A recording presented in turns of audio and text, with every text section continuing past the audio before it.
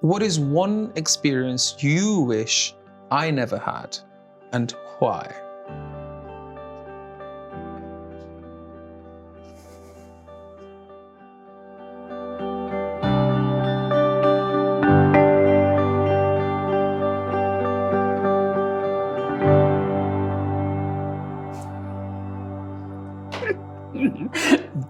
No. Do your best impression of me. That's for both of us. So No, I hate you already. I don't do an impression of you. I do like an animated impression of you. So like my impression of you is like, oh my God, why are you doing this? Where are you going? That sounds like Bushra. That sounds like your drag character. I don't sound like that. No, that doesn't sound like Bushra. Yeah. Do your best impression of me. Come on. So guys, this is what we're gonna do, and you don't even know, and this happened, and I'm amazing, and like I went to the gym and I saw all my friends, and most people don't even wake up at this time, but they're on their journey, so let's do some meditation. And then drag me. Then it hits 6 p.m. and you're like, I hate everyone, I want to go to bed. And then you're like, you hate me, everyone hates me, love you, goodbye. Wow, this is going, girl, this is going. Yeah, that's my impression of you. Okay, so do you have to do it as well? Yeah. Okay. But it was a question for me. Yeah, but it says both. So why are you getting involved? It says both. Okay, that's fine. So then it's allowed. I don't know. I haven't done an impression of you in such a long time. Your impression of me. It's changed over time. Before, like when we were first together, it was very much like, oh, I know everything, and I do the Queen's English, and I'm hoity-toity, and I'm up myself. It was very that. Isn't it still? And now it's a bit like, yeah, it is a bit. It's a bit like, well, you know, I'm just the diva of everything in the world, and I'm the most amazing person, and my drag is everything, and everyone else is terrible. I don't say that. I know, but that's my impression of you. Okay. You know? Okay. I don't sound fun at all. I sound awful. Exactly. Okay. What have you been wanting to tell me, but hesitant to, and why? This is a very tough question for you. Why? Because I know you want to just say something that you've already said to me, but this requires full transparency, truth, and honesty. Wait, you think you know the answer? No. Oh, right. I don't. Okay. I can't, I don't live in your head. What have you been wanting to tell me, but hesitant to, and why? Okay. I don't know how to answer this because I feel like I've told you something recently that I have been hesitant to talk about. Mm-hmm. You know what I'm talking about? Mm-hmm. Yeah. And I think that was a few weeks back. And it was to do with like my upbringing and the trauma I faced in my upbringing. And I do feel like that was something really hard to share. Because I sometimes feel like if I'm going through something, like when you unlock a new kind of layer in your head of something you've been through, I do feel bad sharing it. And because I feel like I'm like kind of trauma dumping or something on you, or like I'm like bringing the mood down. Does that make sense? Mm. So that's where I can find something like really difficult, even though I'm like, no, that's not the case. Even though I know that's not the case, because I know you're there for me 100, you know? So I do feel like recently I did share something with you, for sure. And I think sometimes as well, I don't know if I'm hesitant to tell you anything else. I think that was a major thing that I experienced. It's hard.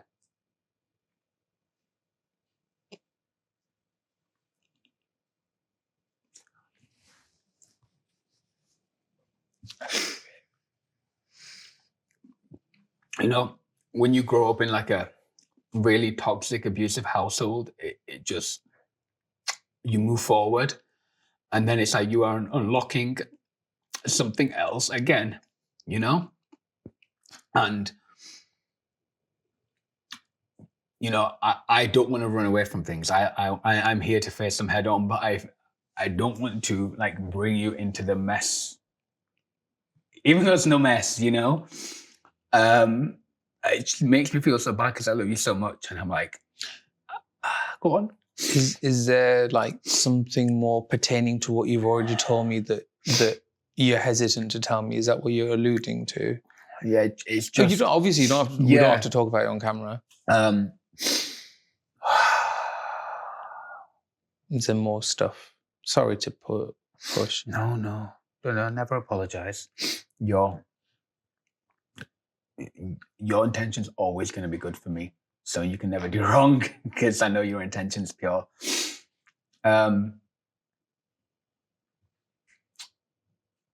When you think you're like growing up with love, and then you realize it's not, and it's so twisted and toxic and abusive in every way, mentally, physically, just in every way. It's just so, sometimes I find it really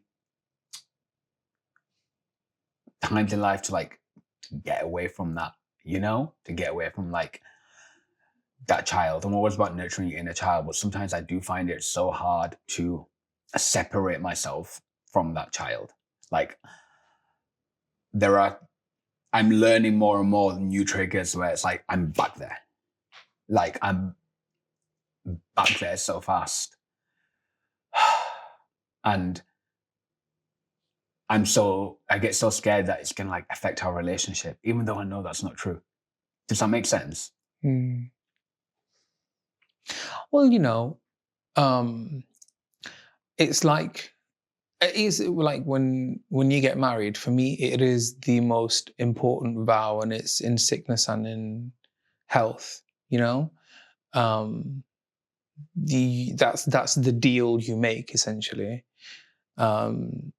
You can't just be there for the good times, you know. You can't just be there because somebody's got a great body and they look good, or they're young, or they're rich, or whatever. It's about the good times and the bad. And frankly, you know, that's what makes it all worth it, you know, because you get to experience a complete journey with somebody. So, you know, I've said it before, I'll say it again. Don't apologize. Obviously, don't apologize for emotions, but, you know, adults and so-called caregivers do something untoward that's the opposite of that, then that's a fault on their part. You as a child didn't do anything to enable that. So that's a daily reminder. And, you know, don't apologize for sharing your story. Don't apologize, especially with me. You know, you can share anything with me. I'm not a therapist. I'm not saying I'm going to say the right thing. I'm not saying that it wouldn't affect me. Do you know what I mean? I'm only human. Of course it's going to affect me. You're my partner. You're my husband. But don't ever stop sharing. It's important to talk about these things. I love you too. I live in juice. What is the pain in me you wish you could heal, and why? The pain in you that I wish I could heal is that of your past. I wish there was a way that I could take it away from you. I wish there was a way in which, and you know, this has been sometimes it's been a bit of an issue where you're like, you don't need to wrap me up in cotton wool all the time. Like if it was me, I'd just, you know, burrito you in a duvet I know. and just be like, okay, Mr. Hassan, good night. And you're like, it's 8 a.m. I'm like, good night. Like, That's very everything's fine. You be safe. Yeah, I think, don't look at the world. Yeah. But what? Like even when we were moving here, I'm going like, you're going out alone. Yeah. Message me. Yeah. You go, okay, but it comes from a good place. Yeah. I think I wish I could take away the pain of your past, the pain of your childhood, and the pain of being in a hostile environment, because I know what it can do to a person. You know, when I was in therapy, the question that, you know, my therapist was brilliant. And, you know, he would give me so much time and space to vent and talk and ask all those questions that I didn't have the answers to, and help me find the answer to them. You know, all those rhetorical questions. But the one time he did ask me a solid question was, do you think you were ever loved? And that is a question that I refuse to answer to this day, because it's so tough for me to, it's almost incongruous that the place that should be a foundation of love wasn't that. And perhaps I wasn't brought into this world to be loved per se, you know? And especially when signs of me being gay started to come about, I experienced the worst homophobia to date from my parents, from my mum. And that's why, like, people are like, oh, how do you go about in drag outside? And how do you do this? I'm like, because I've been through the worst. That's the walk in the park.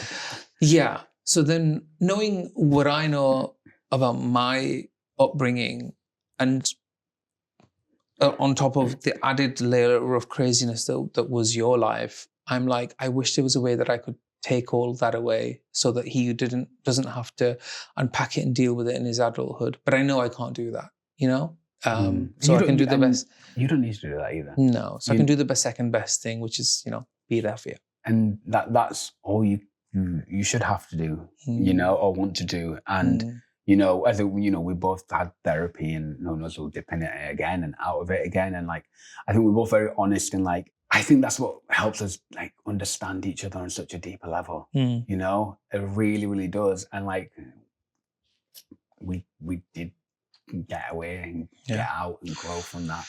Yeah. It doesn't mean it's easy, you know, but here we are. We live to tell the tale. We do. What is one experience you wish I never had, and why?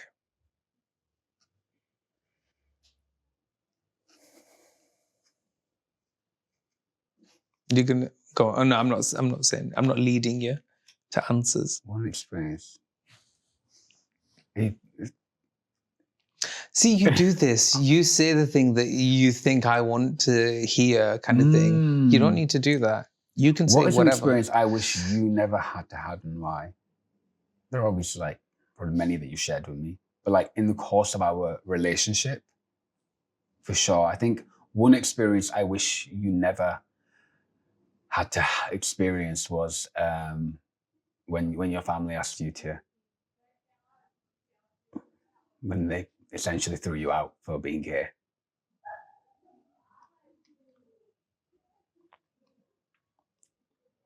You know, we were together at the time. It was like the early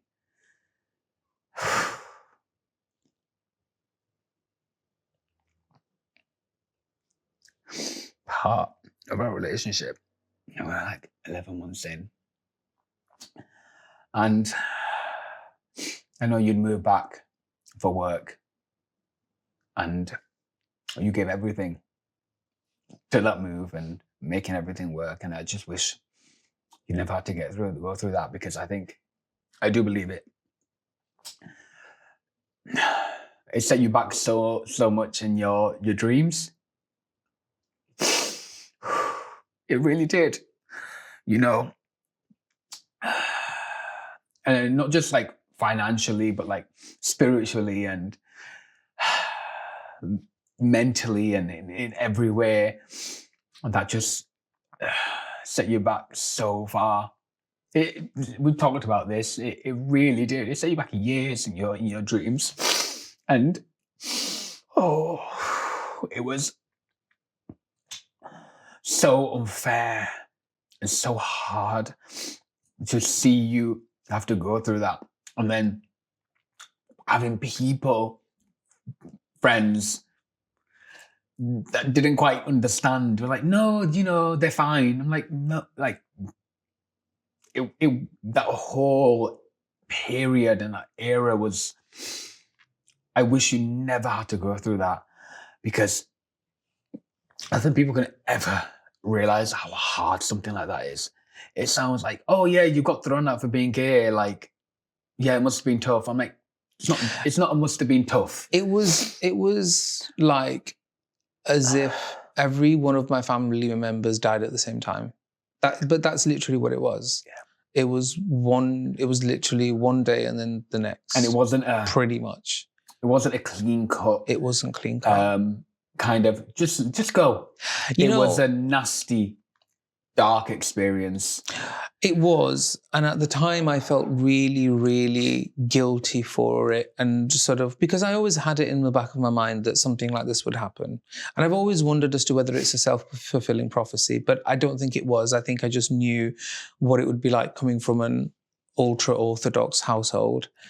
But I always felt guilty for bringing you into it. I thought that in hindsight, I've often felt that maybe I should have been a little bit more secure in my life before pursuing a relationship with somebody. But in hindsight, I'm glad that we met when we met and how we met, because, obviously I love you and everything. That's incredible. But, in regards to being kicked out, had it not been for you, I probably would have been homeless. Had it not been for your support and you putting your arm around me, I would have had nothing. I mean, I maxed out every credit card, every bill, every single thing, found a little flat, and I didn't even have a sofa to sit on.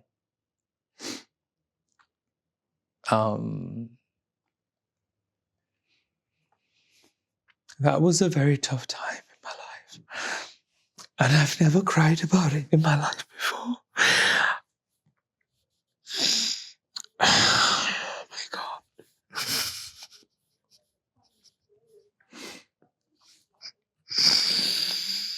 I mean, who does that to a person?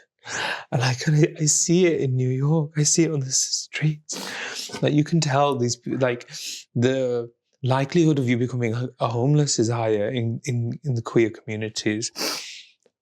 And I'm just so, I know it sounds really horrible, but I'm just so grateful that that didn't happen to me. And then being in the city, like, just given how tough it's been, I was so worried that that might happen again. And I've never cried about being kicked out, actually. I've never allowed myself to. Why is that? I don't know. I just didn't want to. I didn't want it to ever feel like a defeat, because my dad said it to me when my granddad died, and I had to go back and pay my condolences. And when we had a confrontation, I think when I was in hospital, and they pounced on me, I suppose. And I said, well, why did you kick me out? And he said, well, I thought, you'd end up on the street or something untoward would happen to you. I mean, I'm paraphrasing, too many years have passed since then. And he was like, oh, no, I thought, you'd learn your lesson and you'd come back. And I'm like, you threw me out so that I would fail and I'd come crawling back. I mean, that's ultimate power and control. Why would you do that to your own child? I don't understand that. And I will never understand it because I'm not a parent. But I'm so grateful for you that you were there. I'm always going to be there. And I appreciate you. Listen, we better be getting a curry after this. This is a lot. Are you cooking? I'm buying. If this were to be our last conversation ever, what do you never want me to forget? Oh, I'm not answering that question. Yeah. I don't want to think about our last conversation. Yeah. Ever. That's fair. What I would say, if it was our last conversation, I would like to believe that it would be me saying, see you on the other side. I can't ever imagine a lifetime without you in whatever capacity. And I genuinely mean that, In my head, I'm like, oh, we'll die and then they'll send us to the constellation Orion and we'll be two giant talking pebbles or whatever happens so there. true. Do you know what I mean? And that's fine. So two pebbles next to each other. Yeah, I don't want you to forget anything. Do you know what I mean? Let's carry on the eyebrow conversation on Neptune. It's fine. Yeah. I love that. I love you, babe. I love you too. Oh, look at you. You're so cute. Whew. That was good. That was wild. Yeah, we should do this more often. And with more cameras. If you love the And conversations or the And products, visit theskindeep.com/shop so you can purchase our products and experiences. Subscribe to any of our social media channels, and we really want to stay in touch and connect, improving the world one conversation at a time.